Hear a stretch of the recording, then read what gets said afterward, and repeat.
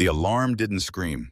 It pulsed, low and steady like a heartbeat that had forgotten how to hurry.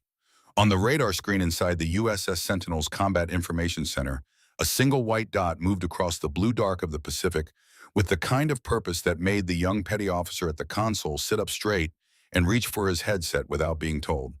The dot had no transponder code, no filed route, no military beacon, just a steady, unhurried line cutting through restricted airspace like it belonged there, like it had always belonged there. Air boss! The petty officer's voice was controlled but thin. Unknown contact, bearing 270, range 42 miles. Civilian transponder only, not responding to hails. Commander Harold Fitch was a man who had seen enough aerial alerts to sort them by type before finishing his coffee. He set the mug down, looked at the screen, looked at the approach vector. He didn't pick the mug back up. Scramble the alert fighters. From the Sentinel's deck, 2 F-22 Raptors rose into the morning with a sound like the sky being torn open. They climbed hard and banked west engines, howling into the gray Pacific dawn. Beneath them, the fleet adjusted. Weapon systems came online. Tracking stations locked bearing. In rooms below the waterline, men who had been eating breakfast pushed their trays aside and moved to their stations without a word.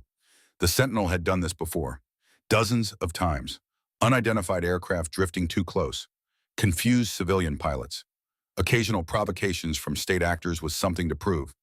The protocol was clean and rehearsed. Identify, warn, escort out.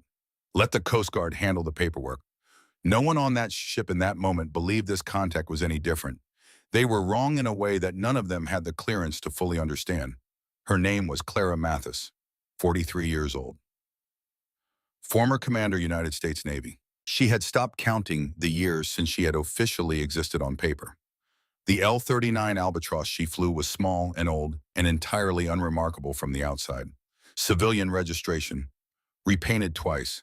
The kind of aircraft that blended into the background of any small airfield, the kind no one photographed or remembered. But inside, beneath the panels and behind the displays, it was something else. Modified avionics, custom comm suite, equipment that did not appear in any civilian catalog. She had built most of it herself in a hangar in Nevada that officially housed agricultural equipment. Clara sat in the cockpit with the quiet of someone who had made peace with altitude long ago. Through the canopy, the Pacific stretched in every direction, silver and vast, the morning light still low and scattered. The ocean at this hour looked like hammered metal, cold, indifferent. She had always loved it for that. On her head was a flight helmet, standard issue in its shape, worn to the bone, in the way that only years of use could produce. The exterior was scuffed. One of the chin strap buckles had been replaced with a different model, incompatible in color, but functional. If you had been standing close enough in the right light to see inside the lining, you would have seen a name written there in black permanent marker and handwriting that was not Clara's. Small letters. Careful. The kind a person writes when they want something to last. M. Vane. She had not written that name. She had not needed to. The helmet had come to her already marked, handed over on a flight deck, very much like the one she was now approaching on a morning, very much like this one 5 years and several lifetimes ago. She had not changed it. She had not removed the name. Every flight she had flown since that morning, in places that did not appear on declassified maps, she had worn someone else's name above her own eyes. It was the closest thing she had to a ritual. She reached for the throttle with her right hand and held it at cruise power. The hand was steady enough. It was almost always steady enough. The mornings were the worst. Something about the cold at altitude, something about the specific angle of early light on the instruments made the right hand want to negotiate instead of simply perform. She had been managing that negotiation for 2 years now, quietly, the way pilots manage the things they are not ready to report, which is to say carefully and alone, and with the specific competence of someone who understands exactly how much runway they have left. This morning the hand held. She kept her course. She heard the fighters before she saw them. 2 bright points of geometry cutting toward her from the east, climbing fast and leveling into intercept position with textbook precision. She watched them come and felt something that was not quite pride, but lived in the same neighborhood. They were good. The formation was clean. The approach angle minimized her reaction window while keeping them out of each other's line of fire. Whoever had trained these pilots had taught them correctly.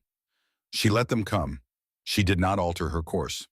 In the lead F-22, Lieutenant Declan Marsh ran through his checklist with the automatic efficiency of a man who had done this enough times that his hands knew the sequence before his mind finished the thought. 6 years of flight, 3 deployments, dozens of intercepts. He had escorted drunk charter pilots back towards civilian airspace, shadowed reconnaissance drones operating on ambiguous legal ground, and once spent 40 minutes convincing a retired Air Force colonel in a Cessna that the carrier battle group he was attempting to photograph was not in fact a tourist attraction. This felt different. He could not have explained why, precisely. The contact was small, a light jet probably. Civilian markings. Nothing about its profile suggested capability, but the line it was flying, he kept coming back to that. He had pulled it up 3 times since in scramble, and each time it told him the same thing. No hesitation, no drift, no minor corrections that every pilot makes when navigating over open water with nothing but instruments and habit. The line was straight the way a ruled edge is straight, the way a person draws a line when they already know exactly where the endpoint is. Callum. He came up on the private channel to his wingman, Lieutenant Bryce Callum, holding formation off his right. Go ahead. You're looking at the same approach vector I am. A pause. I'm looking at it. What does it tell you? Another pause, longer this time. Tells me whoever this is, they're not lost. Declan nodded inside his helmet. No, they're not. He switched to the open channel. His voice came out steady and clear, the way they trained you to speak, when people's lives were balanced on the tone of your words. Unidentified aircraft, this is Navy Flight Raptor 1. You are entering restricted airspace. Identify yourself and adjust course to heading 270 immediately. The radio returned silence. The white dot on his radar kept moving. Straight line. No correction. In the Sentinel's flag bridge, Admiral Warren Slade stood with his hands behind his back and looked out at the Pacific the way a man looks at something he has been waiting to see for a long time. He was 57 years old, lean in the way of men who forget to eat when they are thinking. Gray at the temples, not by genetics, but by the specific kind of pressure that accumulates at that rank over that many years. He had commanded destroyers, then carrier groups, then entire theater assets. He had spoken to presidents. He had made decisions that never appeared in any history and never would. He was by any measure a difficult man to surprise. His aide, a young lieutenant commander named Hess, had been standing at respectful distance for 4 minutes, waiting to be addressed when Slade finally spoke. Get me the secure line to the Pentagon. Direct channel to General Porter's office. Hess moved. Slade didn't, because Warren Slade had known since 3 days ago that a small civilian jet would appear on his radar this morning with no transponder code and no flight plan and a straight-line approach vector that no lost pilot could produce. He had known who would be flying it. He had known what she was doing here and why, and what it had cost her to come back to this particular ship. He had told no one. Not Farr, not the air boss, not the crew. He had said nothing because he needed the response to be real. He had spent enough years watching drills produce perfect results that disappeared the moment the scenario became actual. He needed to know whether his fleet would recognize authority it could not see on paper. Authority that arrived with no warning, no announcement, no institutional scaffolding. He needed to know if they would hear it when it came. His secure line clicked live. He picked it up, listened, set it down. She's on approach, he said to no one in particular. Right on time. 96 hours earlier, in a conference room on the 4th floor of a building that did not appear in any public directory of Pentagon facilities, Clara Mathis had stood in front of a map.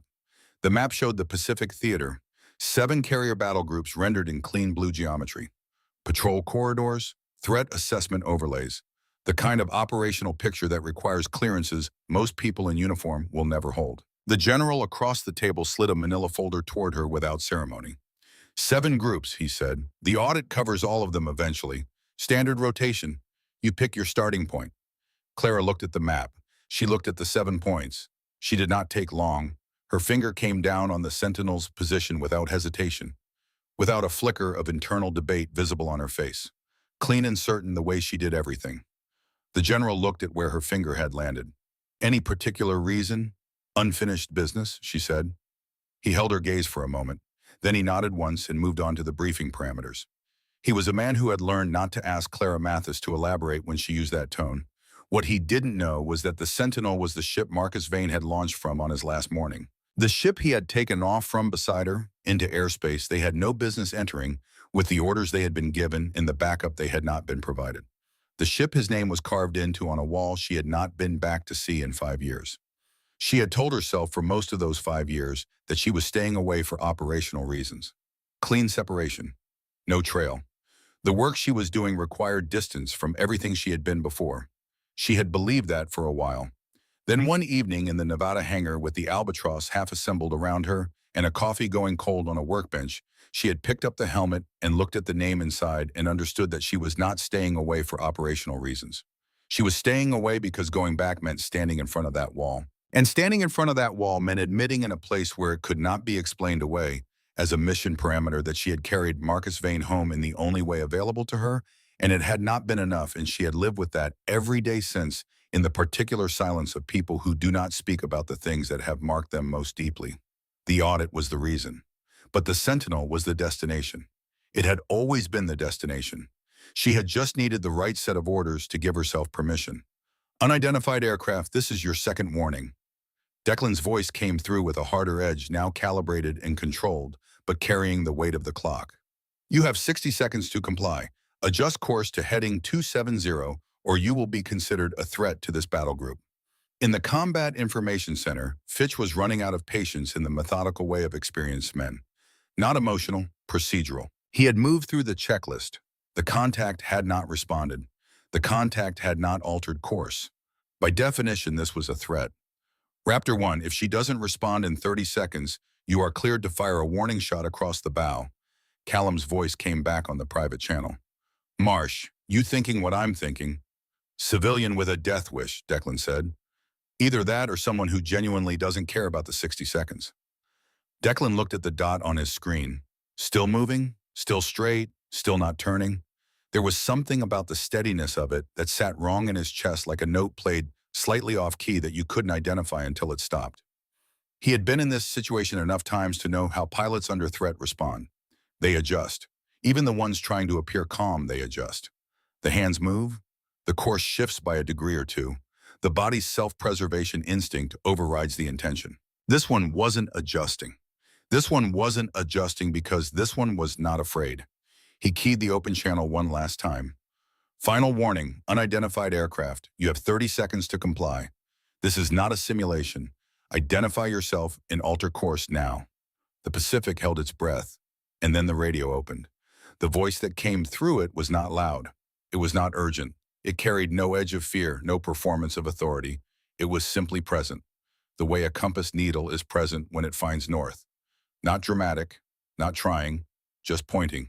USS Sentinel, this is Ghost Viper. A pause. One beat. I'm coming home. Disarm your weapons. The silence that followed had physical weight. In the Combat Information Center, a coffee mug slipped from a petty officer's hand and hit the floor. Nobody moved to pick it up. The operator to his left had both hands suspended above his keyboard mid-keystroke and did not complete the motion. Fitch stood very still with his hand near the comms panel, not touching it. He was not a man who startled easily.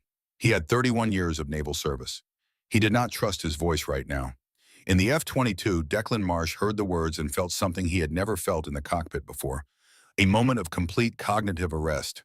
Every trained response he had, every protocol and procedure and muscle memory honed over 6 years, simply stopped, like a machine cut from power. Did she just... Callum's voice came through barely above a murmur. Marsh, did she just say Ghost Viper? Declan did not answer immediately. He was looking at the approach vector again. The straight line, the absence of hesitation.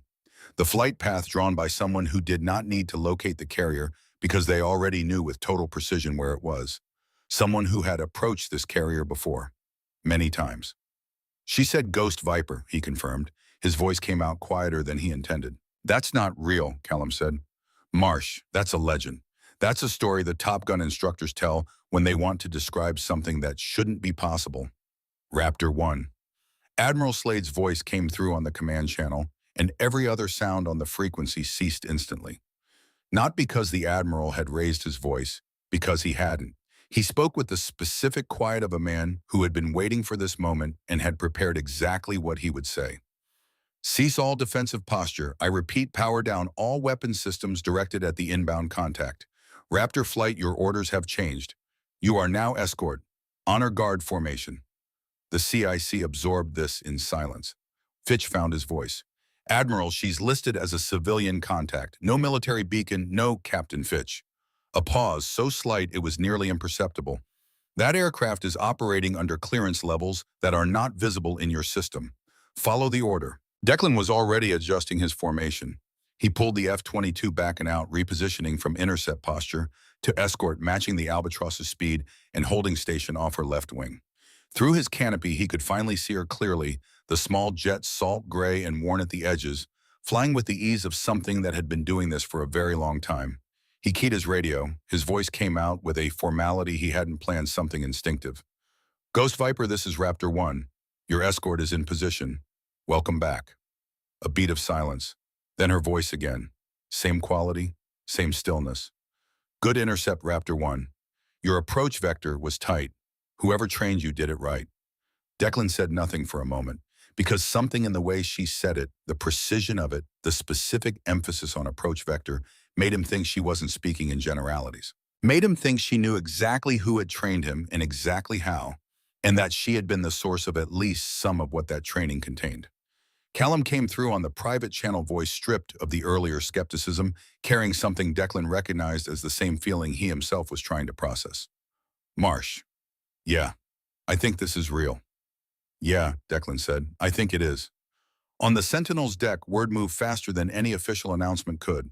By the time Clara's wheels touched the carrier deck and the arresting cable brought the Albatross to its abrupt, decisive stop, there were men and women 3 deep at the catwalks and railings, craning for a view of the small jet as its canopy rose. Chief Petty Officer Roscoe Tate stood at the edge of the group of younger sailors he had been working with since 0600. He was 51 years old, built like a man who had never stopped doing the physical work even after rank had given him the option to stop, and he had 22 years on carriers of one class or another. Ghost Viper, one of the younger sailors, said, not quite a question. Is that actually a real person?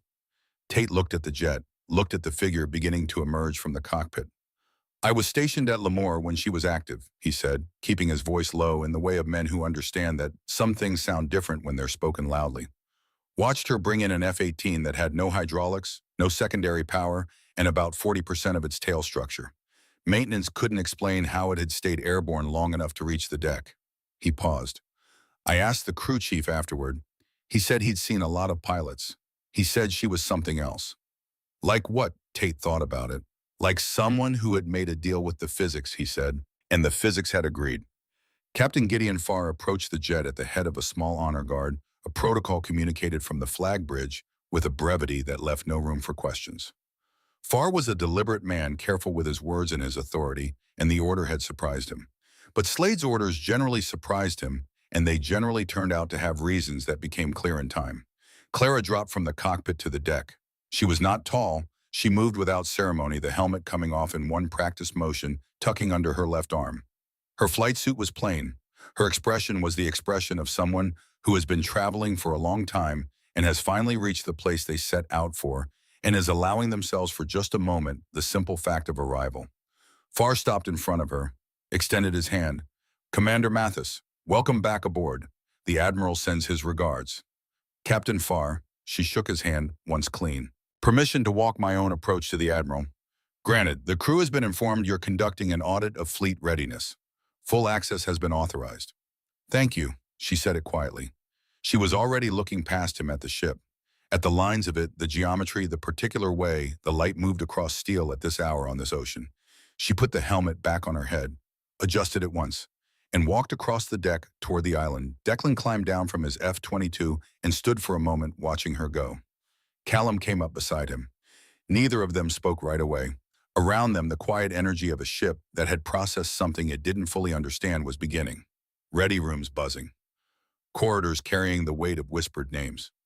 She said the approach vectors was tight, Callum said finally. Yeah.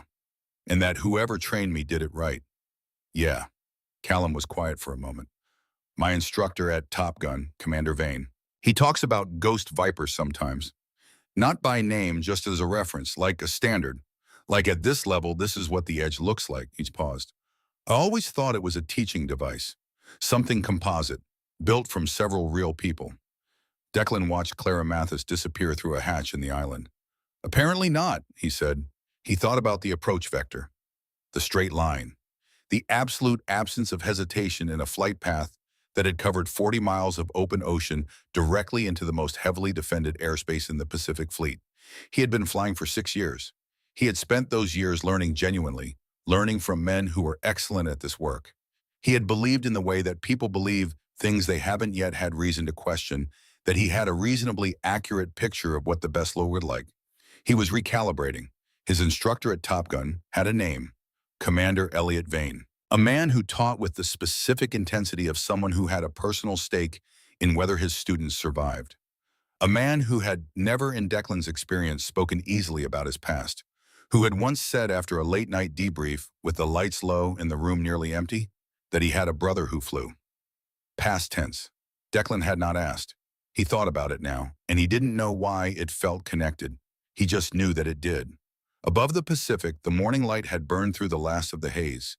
The Sentinel moved through it steady and purposeful, carrying its 3,000 people and its history and its ghosts, and now once again the woman who flew under the name of one. Ghost Viper had come home. And the real work, the kind that doesn't appear in audit parameters, had not yet begun. The Sentinel had a particular smell below the flight deck. Every carrier did. Steel and hydraulic fluid and the specific salt water that worked its way into everything, no matter how many times the ventilation was cleaned. Clara had spent enough years on ships like this that the smell no longer registered as a smell. It registered as a location, as orientation. The body's way of saying, you are here, and here is a place you have been before. She followed Captain Farr through the island and down 2 levels, moving through the ship's interior with the ease of someone who does not need to read the deck markings to know where they are going. Farr noticed. He was a man who noticed things and had learned to keep those observations to himself until they became relevant. He filed it away. The tour was standard: Combat Information Center, air operations, the ready rooms, flight deck control. The places an auditor would need to see, the places that produced the data, that produced the assessments that eventually became the reports that informed the decisions made by people who would never stand on this deck. Clara walked through each of them with a quietness that the crew interpreted in different ways. Some took it for professionalism. Some took it for the particular gravity of the Pentagon's attention.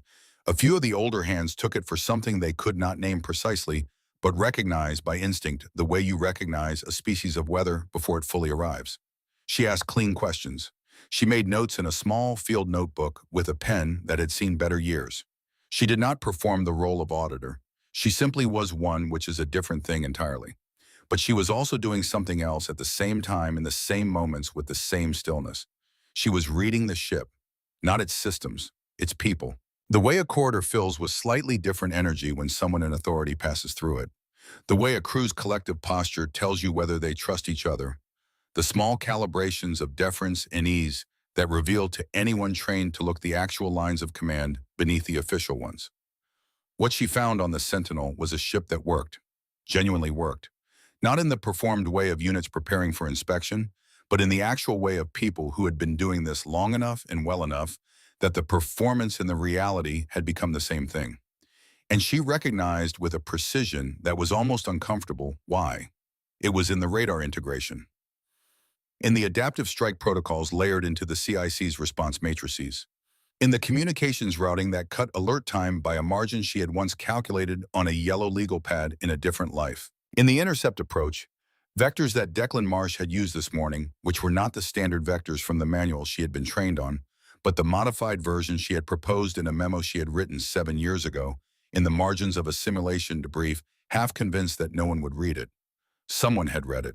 She kept walking. She kept her face arranged in the neutral expression of professional assessment. But in her chest, something had shifted that she had not anticipated. She had spent 5 years flying in places where her work produced outcomes but no evidence. Where success meant nothing changed, that you could see only things that did not happen that otherwise would have. She had grown accustomed to that. She had told herself in the Nevada hangar and in the borrowed rooms of forward operating locations that had no mailing addresses that the work was enough without the knowing. Walking through the Sentinel, she discovered that she had been partly wrong about that. There were worse things than being forgotten.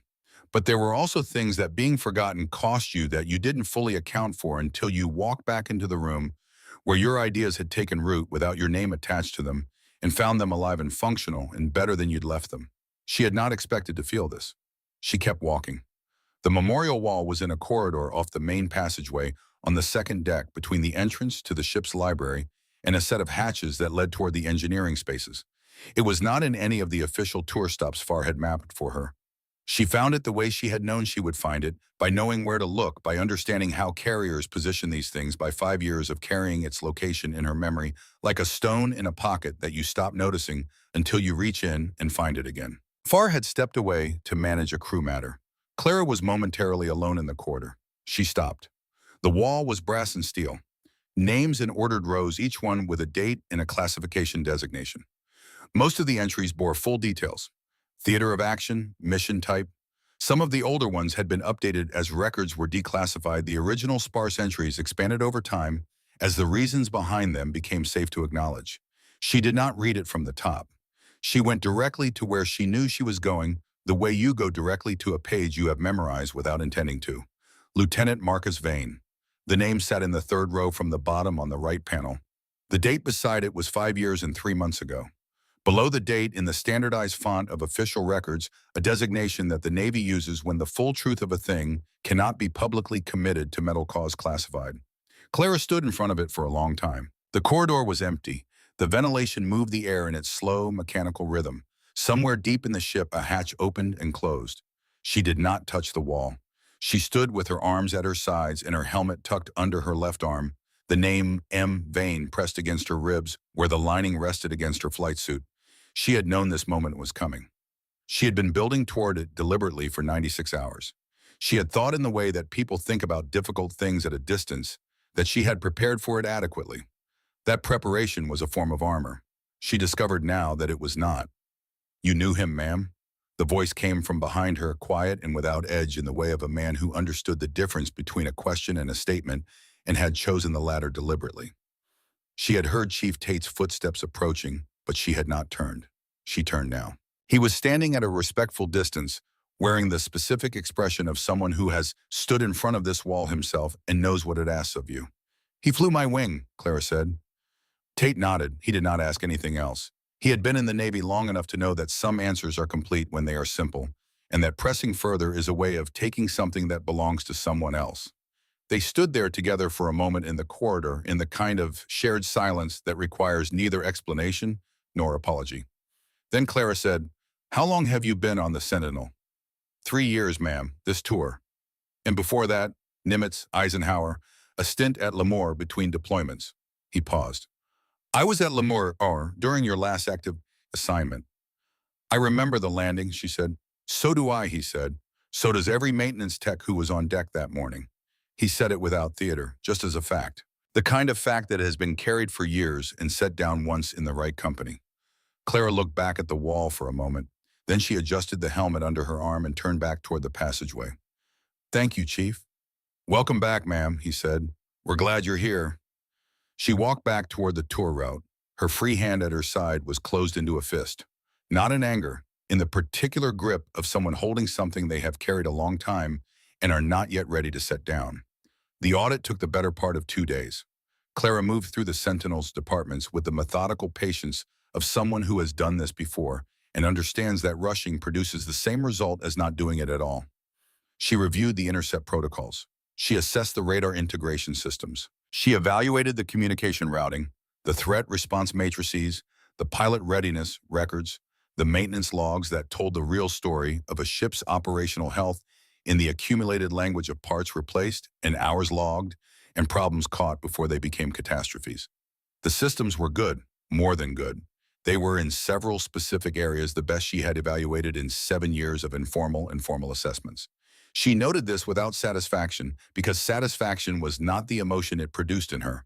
What it produced was something quieter and more complicated, something in the range of what you feel when you find out that a thing you did in private without expectation of recognition turned out to matter.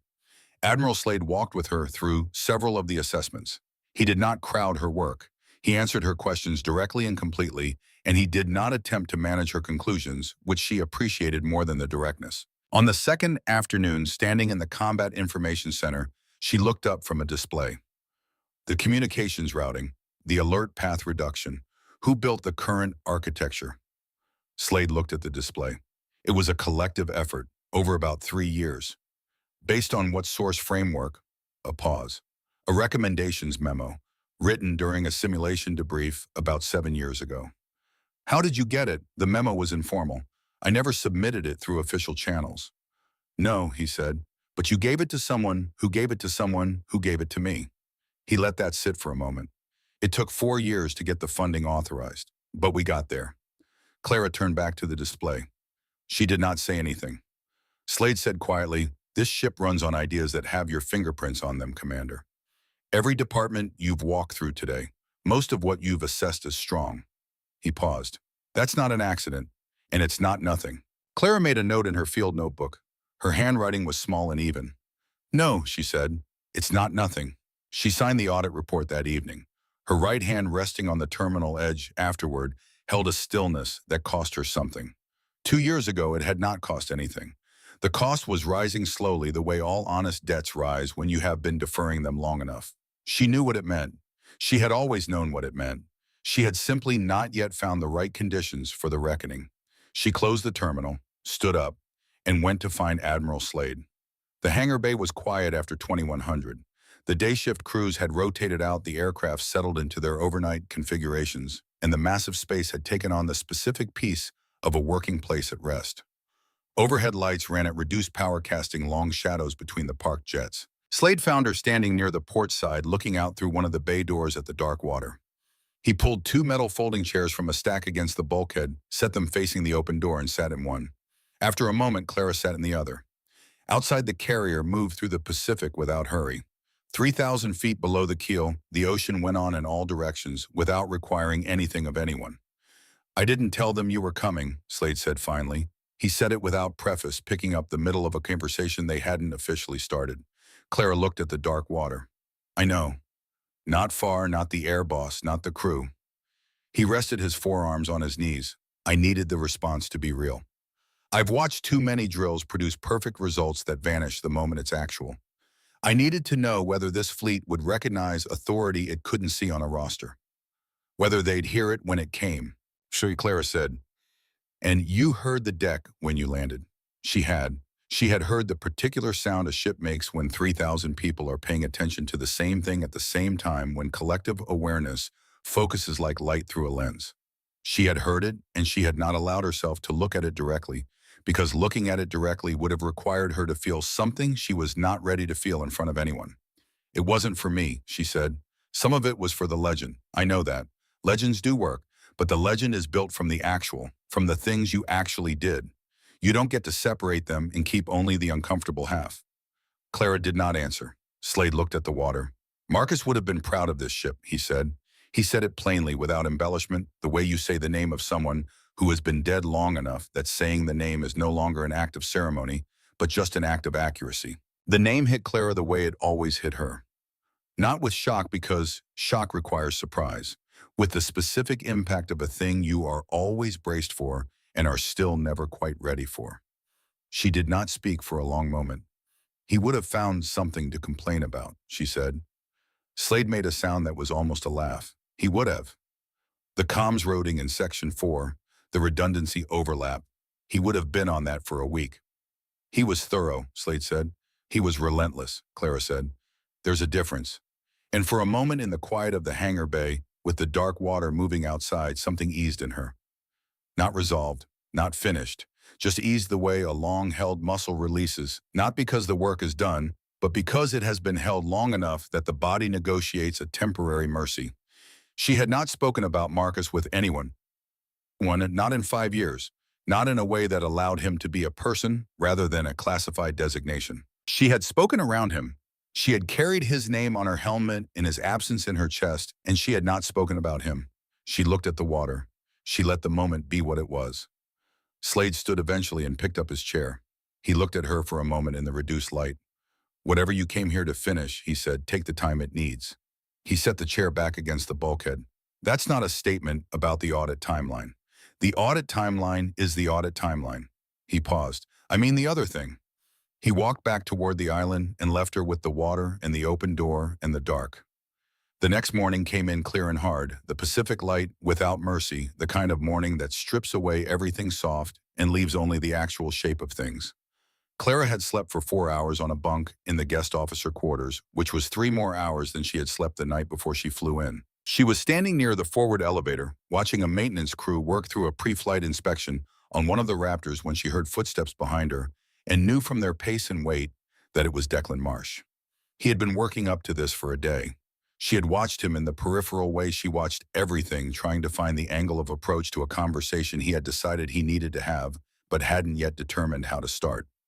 She had not made it easier for him. It was not unkindness. It was the understanding that some conversations need to find their own way to the surface. He stopped a few feet away, stood beside her watching the maintenance crew. He was quiet for a moment in the way of someone organizing what they intend to say. "Ma'am," he said, "my Top Gun instructor is Commander Elliot Vane." Clara kept her eyes on the maintenance crew. She did not respond immediately. "He doesn't talk much about his brother," Declan said. "In my whole time at Top Gun, he mentioned him twice. Both times indirectly." He paused. "But once after a night debrief. Late. Room was mostly clear. He said that someone had gotten his brother out of the cockpit before the fire. He never found out who. He said he'd stopped trying to find out because the records didn't exist and the people who knew weren't talking. And at some point, you have to make peace with not knowing." He stopped, looked at the Raptor. He said it like it was something he'd worked on for a long time. Like it was still work. Clara was quiet. "How is he?" she said finally. Her voice was level. She had made it level. "Good, ma'am," Declan said. "He's the best instructor I've trained under. Demanding. Specific. He doesn't give you the answer. He teaches you how to find it. He has a way of making you feel like getting it right matters for reasons beyond the exercise." Clara nodded once. She understood exactly why Elliot Vane taught that way. She had flown beside his brother. She knew what the alternative to getting it right looked like. "Was it you?" Declan asked. The question was direct, no evasion in it. She looked at him for the first time in the conversation fully the way she looked at instruments when she needed to know exactly what they were reading. He met her eyes without flinching. She thought, better than she had initially assessed, and she had initially assessed him as very good. "Yes," she said. Declan absorbed this. His expression did not change dramatically, but something shifted beneath the surface of it, the way a landscape changes when the light changes, the same features suddenly carrying different weight. "He doesn't know," he said. "No." "Does he know you're here?" "He knows my name," Clara said. "He knows the call sign. He doesn't know the connection." Declan looked back at the Raptor. The maintenance crew had moved to the starboard engine, housing their voices low and professional in the morning air. "There's something else," Declan said. He said it carefully in the way of someone who has decided to commit to a thing they've been holding back. "My father served, Marines. He was part of a recovery operation about 5 years ago. 12 men extracted from a situation that he has never described to me in any detail. He doesn't talk about it." He paused. "He did say one thing, once, when I told him I was going to flight school. He said there is a kind of pilot that exists outside of what you'll learn in training, outside of what you'll read about. He said he'd encountered one once in the worst situation he'd been in, and that he was alive because of it." A pause. "He didn't say a name. He never said a name, but he said it was a woman." The morning light was sharp across the deck. Clara said nothing for a moment. She was looking at the Raptor. Looking at the precise geometry of it, the engineering solution of it, the way something designed for speed and violence could also be in the right hands a tool for something else entirely. "Your father served well," she said finally. Declan looked at her. She was still looking at the Raptor. "Is that—" He stopped, started again. "Ma'am, is that a confirmation?" "It's a statement about your father," she said, "which is true regardless of anything else." He held the non-answer for a moment. He was smart enough to hear what it contained. He was smart enough, she noted, not to push past the edge of what she was willing to give in this moment, in this place, without more time and the right conditions. That was good. That was the kind of judgment that kept pilots alive on days when the flight parameters changed faster than the briefing had predicted. "He taught me about duty," Declan said quietly, "not as a concept, as a practice. He said it was the difference between the people who lasted and the people who didn't." He paused. "I think I understand it better now than I did before this morning." Clara turned to face him fully. She looked at him the way she had looked at Marcus once, the first time she had understood that Marcus was going to be someone worth flying beside, someone whose instincts and hers could braid together into something functional and safe. The assessment was not sentimental. It was professional and it was thorough, and what it returned was unambiguous. You ran a clean intercept yesterday, she said, under full protocol, with weapons live and authority clear. You adjusted to new orders in under 10 seconds without losing formation. She paused. I've assessed intercept flights at every major carrier group in the Pacific over the past 4 years. What you and Callum ran yesterday morning was in the top 3. Declan said nothing. Your instructor, she said, is doing the work he needs to do. She said it knowing he would understand the layers in it, that she meant Elliot Vane was producing excellent pilots, and that she meant Elliot Vane had found a way to build something from a loss that should have been purely destructive, and that she meant the work of carrying loss and continuing to function was not the absence of grief but the presence of something alongside it. Declan nodded, the small certain nod of someone who has received something they intend to keep. He looked at her for a moment. Then, with the instinct of a man who knows when a conversation has reached the right ending, he said, "Thank you, ma'am." He turned and walked back toward the island, and Clara watched him go. The morning light came hard and clear across the deck, and below the keel the water moved, and the ship carried within it everything that had ever happened on its steel and everything that was still to come. She reached up and adjusted the helmet under her arm, felt the weight of it, felt the name pressed against her ribs.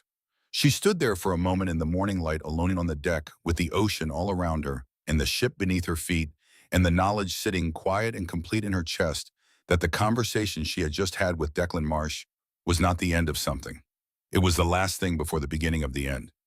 The audit report took Clara 3 hours to write. She sat in the guest officer quarters with her field notebook open beside the terminal, transferring handwritten observations into the formal language of official assessment, the compression of 2 days of movement and attention into the structured architecture of institutional record. She worked without pause. The prose of evaluation came easily to her, had always come easily because she understood that the purpose of a formal report was not to contain everything that had been observed, but to convey with precision and economy the things that the people who read it needed to know in order to make the decisions that were theirs to make. Everything else was for a different kind of record kept in a different kind of place. The Sentinel systems were rated at the highest tier across all assessed categories: intercept protocols, radar integration, threat response architecture, pilot readiness. The comments section, which most auditors use sparingly, she used to note specific structural innovations she recommended for fleet-wide adoption. The communications routing modification. The adaptive approach vector parameters now built into the standard intercept training sequence. 3 others. She did not note their origin. It was not relevant to the report's function. She signed the bottom of the final page, set the pen down, looked at the completed document on the screen. The official work was done. She closed the notebook and went to find Admiral Slade for the last time. He was in his at-sea cabin, a space of functional austerity that told you everything you needed to know about the man who inhabited it.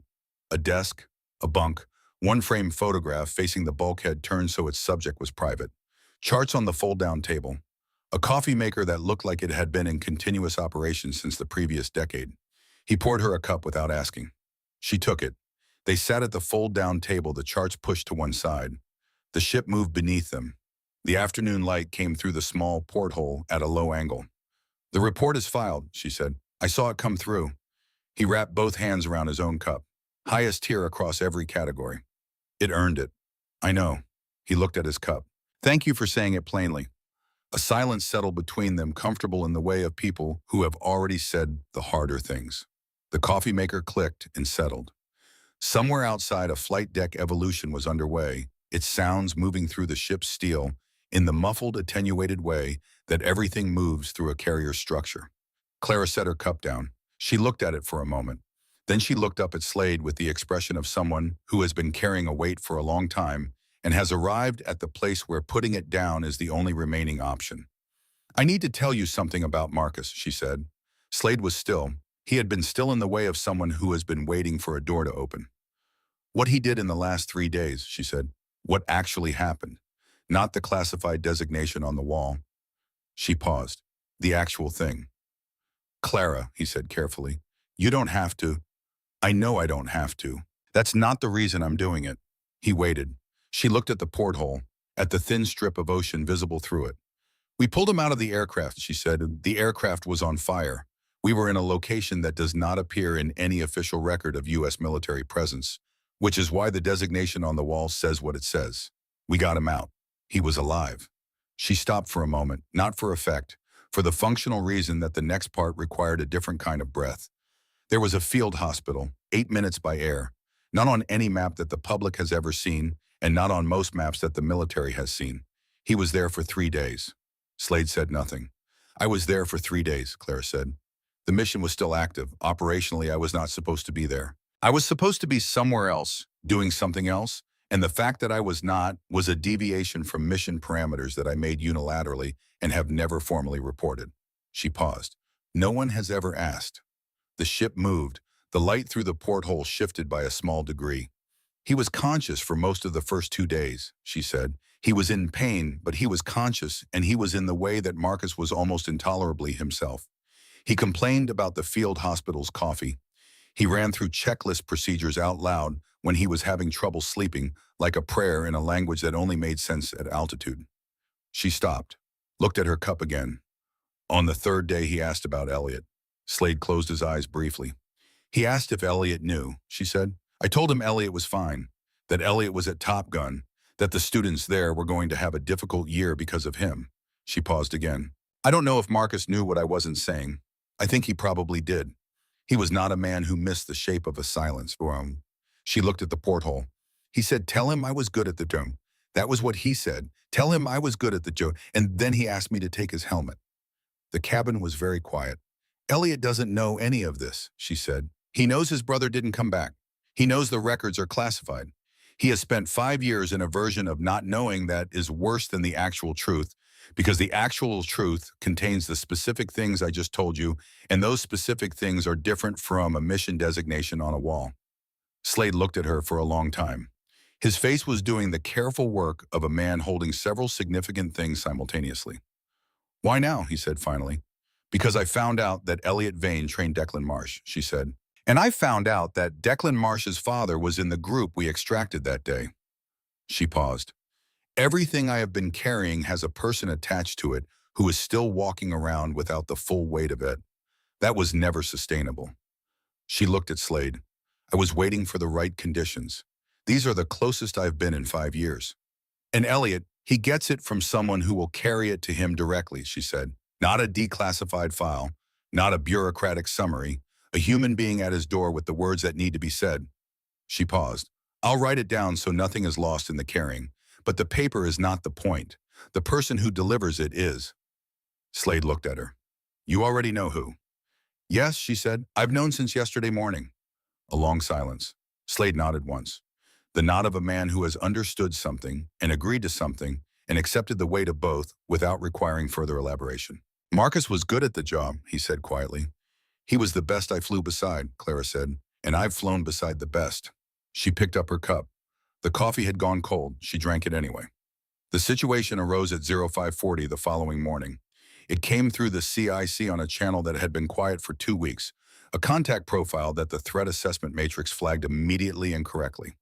Not a fleet-level engagement. A single-point aerial threat origin uncertain track consistent with a reconnaissance pattern over the carrier group's eastern perimeter.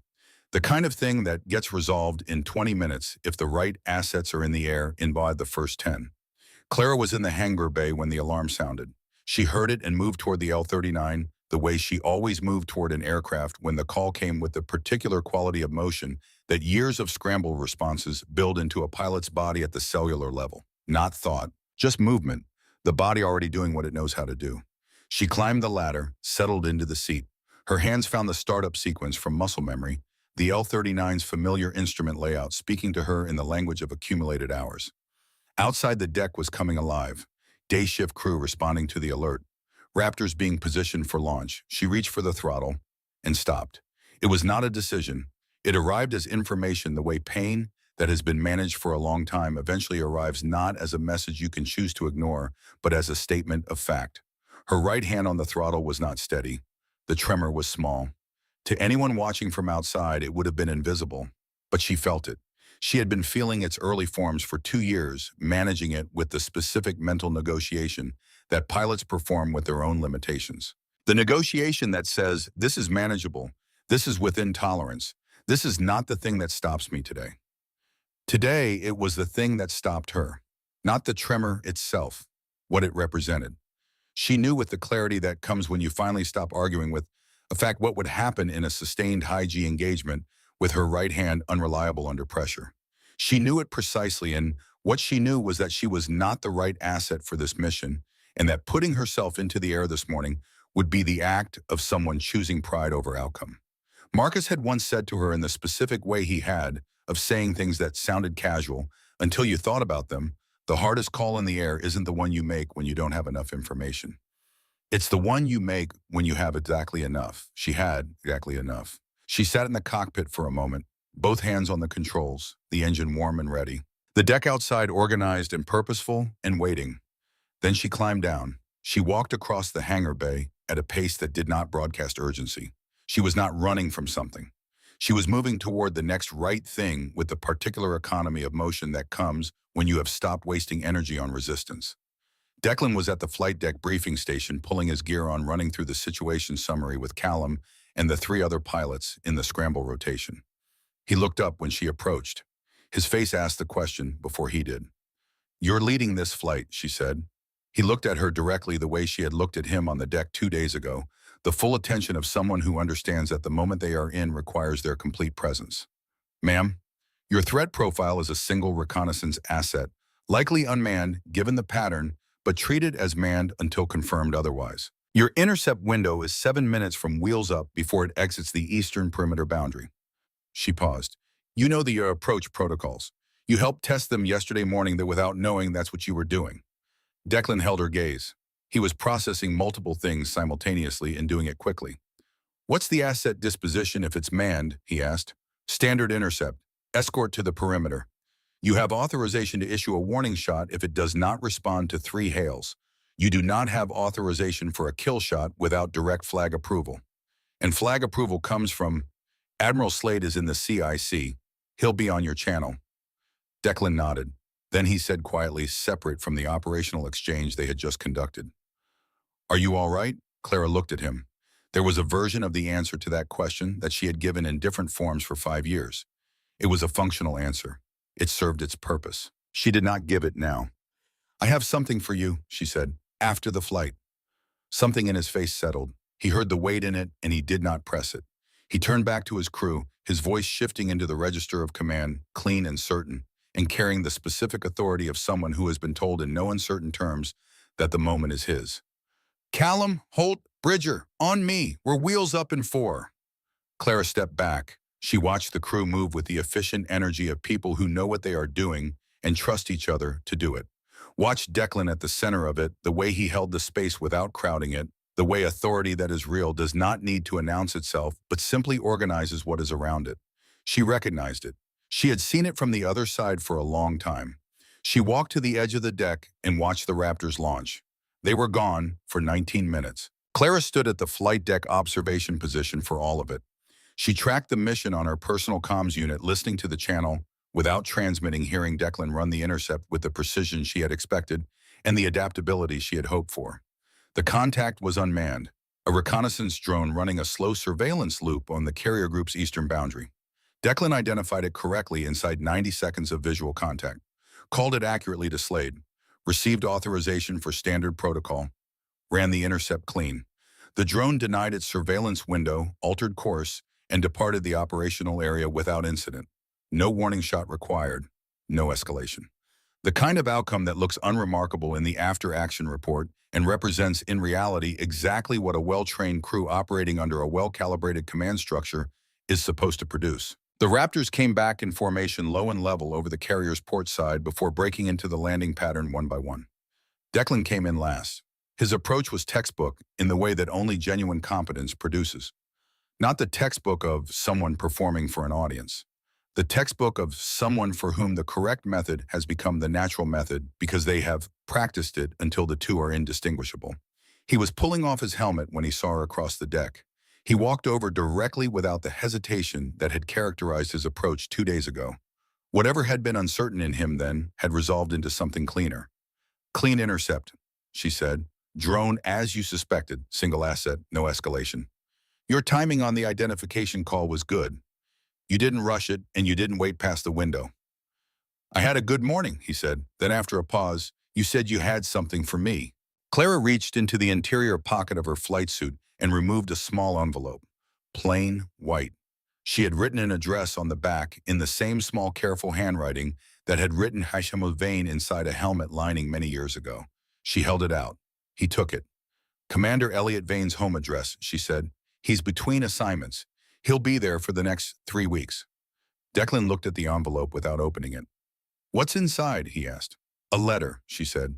Everything Elliot deserves to know written down so nothing is lost in the carrying. It says his brother was pulled from the aircraft before the fire, that he was alive for 3 days, that he was not alone for those 3 days. She paused. It says the last thing Marcus asked about was Elliot, and it says what Marcus asked her to tell him the specific words because those words belong to Elliot and they have waited long enough. She paused again. It says that the people his brother helped shape the pilots who carry his methods without knowing his name are among the best she has seen in 20 years of assessment. Declan was very still. The letter is the record, she said, but you are the reason it reaches him. You're the bridge between his brother's generation and yours. That's not a metaphor. It's a functional description of what you actually are. Declan looked at the envelope. He turned it over in his hands once. Then he held it with both hands, not loosely, with the specific grip of someone who understands that what they are holding is not the paper, but what the paper carries. What do I say to him, he asked, when I hand it to him? What do I say with my own words? Clara thought about it. She thought about Elliot Vane, whom she had not seen in 5 years, who had spent those years building excellent pilots from the particular combination of his brother's loss in his own discipline and the specific faith of a person who continues to do the work because the work was the last thing that connected them. Tell him his brother didn't die in the mission log, she said. Tell him his brother died in a room with someone who had flown beside him for 2 years, who knew how he took his coffee and what he said when he was working through a difficult problem and what his voice sounded like when he was thinking about home. Tell him the record is classified, but the truth isn't. Declan nodded, the small certain nod. He folded the envelope carefully and put it inside his flight suit. Callum had been standing at a respectful distance. He walked over now, and the three of them stood on the deck in the morning light, and the Sentinel moved beneath them with its steady carrier's purpose. Are you leaving today? Declan asked. This morning, she said. He looked at her for a moment. Then he said, I'm going to tell my father about the extraction. I think he deserves to know who it was. That's your call to make, she said. Yes, he said. I know. She extended her hand. He shook it, and it was not the handshake of deference, not the handshake of a junior officer to a superior, but the handshake of two people who have exchanged something real and are acknowledging it without ceremony. She shook Callum's hand too. He said, It was an honor, ma'am. He meant it without performance or decoration, the simple statement of a man who says exactly what he means. Clara turned and walked toward the island. She took the long route.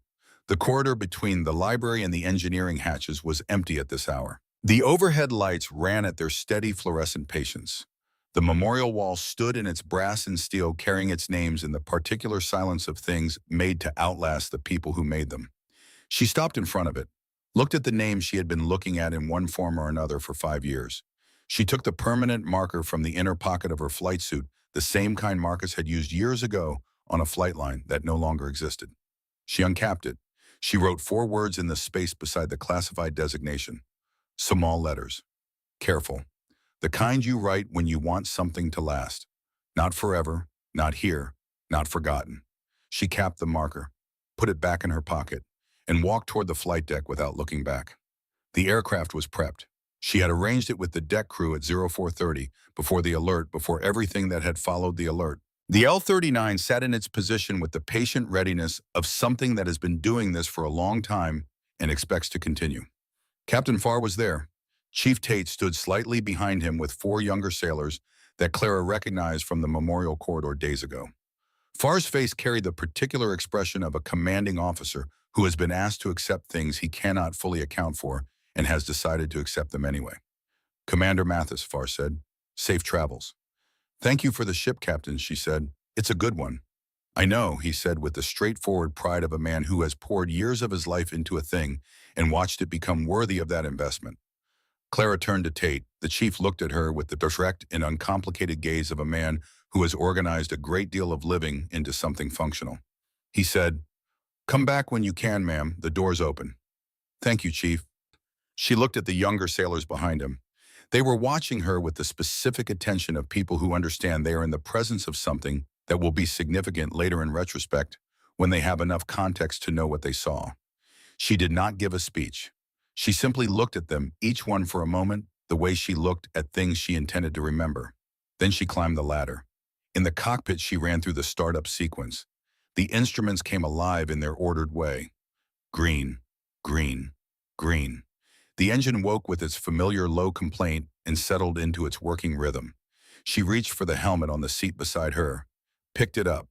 The name inside the lining had faded over 5 years from black to the gray of something carried a long time without ceremony. She did not read it. She did not need to. She knew it the way you know the weight of a thing you have held every day for years, not by looking but by the specific pressure of it in your hands. She had delivered the truth this morning, into the hands of the person who could carry it the rest of the way. She put the helmet on, adjusted it once. That was enough. She taxied to the catapult position. The launch crew moved around the aircraft with practiced efficiency. The flight deck spread out in every direction, the full length and width of it visible the island structure, to the right, the ocean opening out ahead. At the edge of her peripheral vision, she could see figures at the deck railing. Far, Tate and the young sailors. And further back near the forward elevator, two figures she recognized by their flight suits and their bearing. Declan Marsh and Bryce Callum standing together watching. She did not look at them directly, she looked ahead. The catapult officer ran through the signals. Clara ran through her final checks. Green, green, green. The engine came to full power, the airframe vibrating with the contained energy of something about to be released. She thought about the memorial wall on the second deck, the name in its brass row, the 4 words written beside the classified designation. She thought about the letter in Declan's flight suit on its way to a house in a city where a man spent his days building the next generation of people who would do this work not knowing that the person he was most trying to honor had asked in his last hours for the news of exactly this. The catapult officer gave the signal. Clara released the brakes. The Pacific reached up to meet her. The L-39 climbed hard off the deck and banked west, trading the carrier's shadow for open air, the ocean dropping away below as altitude replaced surface. Clara pulled back the nose and let the aircraft find its angle, the morning spreading itself across the horizon in all directions. She flew west for 2 minutes, climbing steady, letting the aircraft in the air negotiate the terms of the morning. The Pacific at altitude is not the same thing as the Pacific from the deck. From the deck, it is large. From altitude, it is what it actually is, which is that it goes on until it meets the sky and the sky goes on from there. Then she banked gently into a long arc that brought the Sentinel back into view below and to her right. The ship was small from here, as ships always are from altitude. The massive structure of it reduced by distance to something precise and geometric, a thing made to a purpose, moving through an element it had adapted to inhabit. She looked at it for a moment, the full length of it.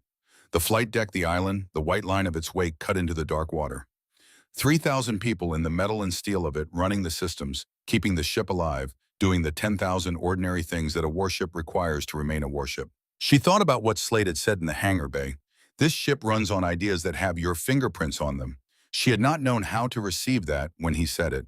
She had filed a note and moved on, which was her default response to things that required more processing than the immediate moment allowed. But up here, with the ship below her and the ocean all around and nowhere to be in the next few hours except in the air, she received it fully. The fingerprints were on the systems. The systems were running the ship. The ship was carrying 3,000 people through the most complex operational environment on the surface of the Earth and doing it well, and the quality of the doing was in some unmappable but real way connected to ideas she had written on yellow paper in the margins of debriefs and believed were disappearing into the institutional void. They had not disappeared. Marcus had not disappeared in the specific sense that mattered. He was in Elliot Vane, who was in Declan Marsh, who was in every pilot Declan Marsh would train or fly beside or lead in the years ahead. He was in the work. The work did not require his name to be spoken. The work did not require the record to be declassified. The work carried him the way all work carries the people who shaped it invisibly in the quality of the thing itself. She had carried his name in a helmet. The fleet carried his method in its bones. Both were true. Neither was sufficient without the other. She leveled out at altitude, set her heading, opened the throttle to cruise and let the ocean unspool beneath her, the horizon clean and clear in every direction. Somewhere below her on the deck of the Sentinel, Declan Marsh was standing with Bryce Callum, watching the albatross become a point and then a line, and then a quality of light against the morning. Callum said quietly, "She's not coming back, is she?" It was not a question. He said it the way you say something when you already know the answer but need to hear it in the air. Declan watched the last trace of the aircraft dissolve into the morning sky. "She was never really gone," he said. Callum considered this. He nodded once in the way of a man who has been given an answer that is true enough to hold. They stood on the deck for another moment. Then they turned and walked back toward the island, back toward the work carrying the morning with them. In the corridor between the ship's library and the engineering hatches, the memorial wall stood in its brass and steel in the quiet of the mid-morning ship. The overhead lights held the corridor in their steady patience. Somewhere deep in the ship, an alarm tested and cleared. Somewhere above the flight deck, evolution resumed its daily rhythm. The name M. Vane sat in its row. The date, the designation, cause classified. Beside it in handwriting that was small and careful, 4 words that had not been there before. Not forgotten. No one who passed through the corridor that morning could say when it had appeared. No one on the ship would claim to have written it. The investigation that Captain Farr half-heartedly initiated the following week would produce no conclusion because the corridor's foot traffic was continuous and the handwriting matched no sample in any database he had access to, and because some things Farr eventually decided were better accounted for by leaving them where they were. The wall kept its names, the ship kept its course, and the frequency, as it always had, kept transmitting. Not from any transmitter you could locate, not on any band you could tune to.